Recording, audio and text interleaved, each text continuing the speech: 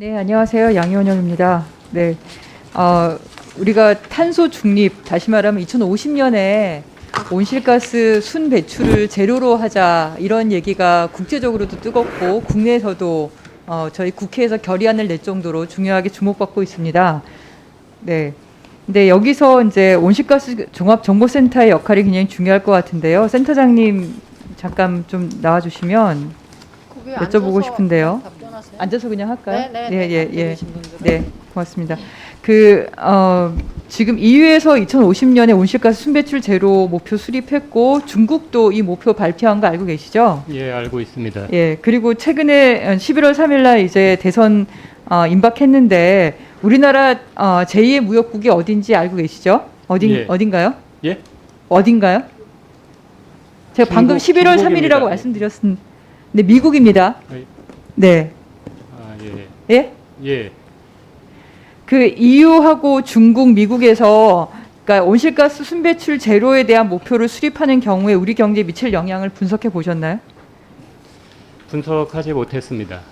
온실가스 종합정보센터면 여기서 종합적으로 모든 정보를 정리를 해서 각 부처에 어떤 역할들을 하고 어떤 준비를 해야 되는지 그 기본적인 자료를 모으고 분석하는 곳 아닌가요?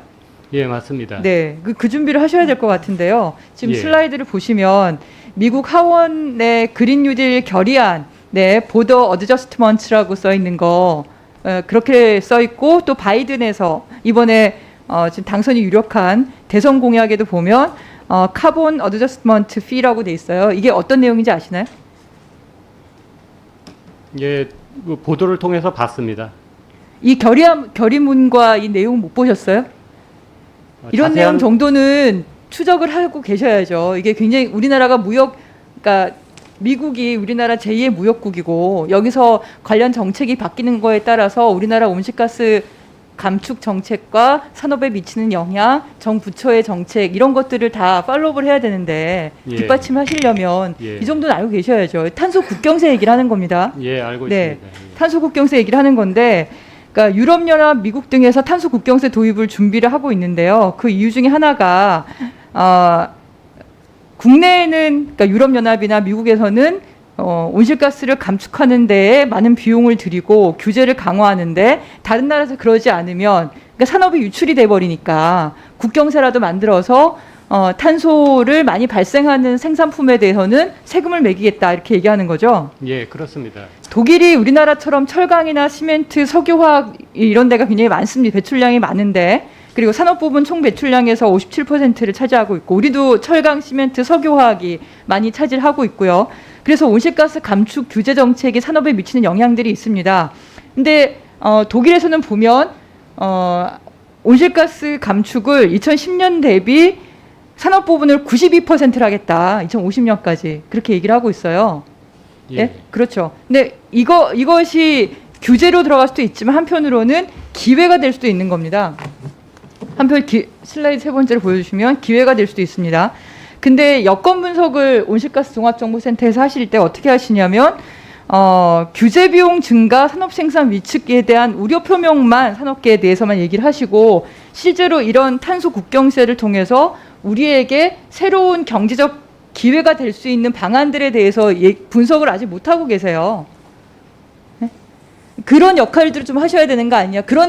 국제적인 동향들을 잘 분석을 하셔서 실제로 기재부나 산업부가 산업 분야에 대해서 우려만 하고 방어만 하는 것이 아니라 선제적으로 조치를 취해서 오히려 이 시장에 우리가 수출하는 이 시장에 대해서 경제적 기회로 삼아야 된다. 이런 제안들을 해주시는 게 저는 온실가스 종합정보센터의 역할이라고 생각합니다. 예. 네, 예, 환경부 역할이고요. 예. 그래서 더 적극적으로 말씀을 드리면 2050년 우리나라가 온실가스 순배출 제로를 하려면 산업 부분의 급속한 탈탄소와 더불어서 사실 가장 빠르게 변화할 수 있는 게 발전 분야죠. 전환이라고 얘기하는.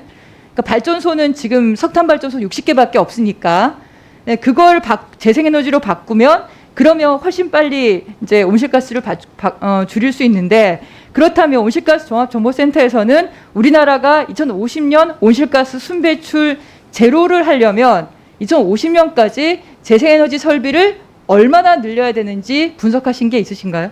예, 있습니다. 얼마나 늘려야 됩니까? 66.8%입니다. 그러니까 몇 기가와트 온실가스 순배출 제로를 위해서 재생에너지 발전 설비량을 몇 기가와트, 현재 20기가와트인데 그때까지 몇 기가와트를 늘려야 되나요? 총 500기가 500기가와트 정도 늘리는 예, 걸로. 예. 그럼 그 연간 몇 기가와트 이상 늘려야 되죠? 30년 남았으니까 1년에 한 15 15에서 17기가와트. 예, 그 정도 작년에 될 것 우리가 몇 기가와트 늘었습니까? 작년에 한 2인가 3 정도 뭐 크지 않은 거로 알고 있습니다. 태양광만 3기가와트 늘었고 예. 풍력은 200메가와트도 안 늘었어요. 예.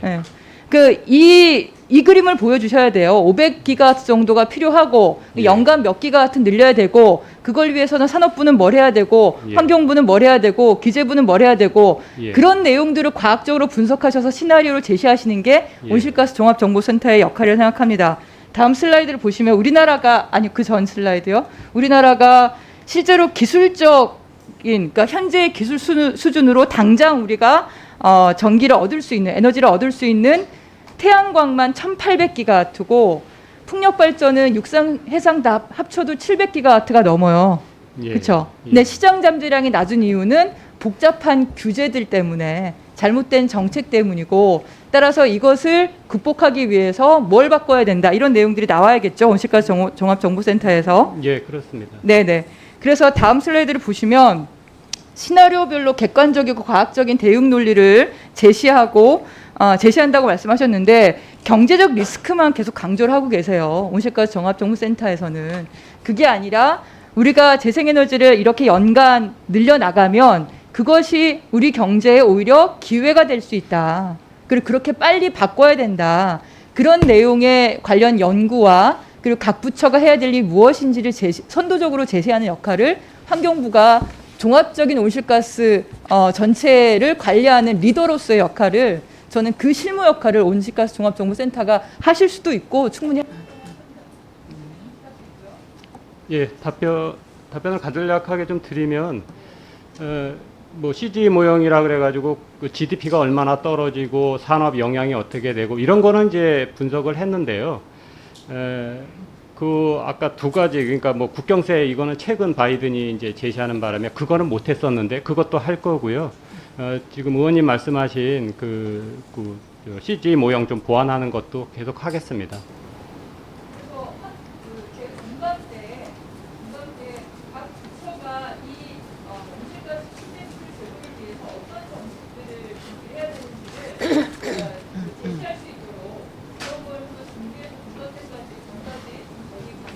예. 예. 예, 그렇게 하겠습니다.